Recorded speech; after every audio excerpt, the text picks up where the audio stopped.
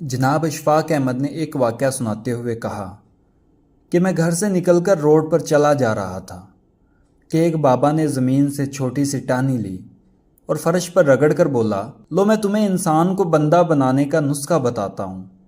اپنی خواہشوں کو کبھی اپنے قدموں سے آگے نہ نکلنے دو۔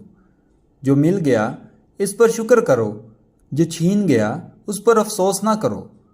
جو مانگ لے اس کو دے دو، جو بھول جائے اسے بھول جاؤ۔ دنیا میں بے سامان آئے تھے، بے سامان واپس جاؤ گے۔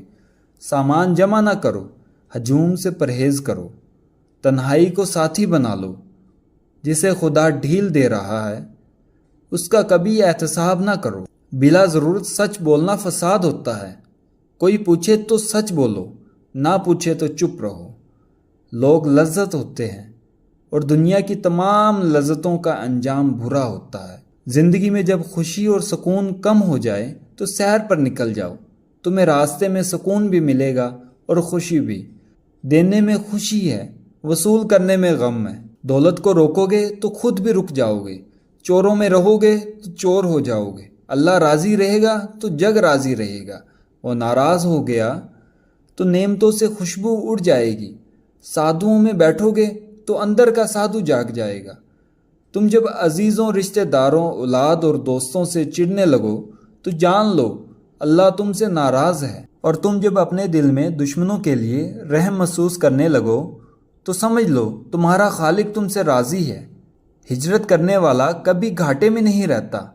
بابے نے ایک لمبی سانس لی، اس نے میری چھتری کھولی، میرے سر پر رکھی اور فرمایا، جاؤ تم پر رحمتوں کی یہ چھتری آخری سانس تک رہے گی۔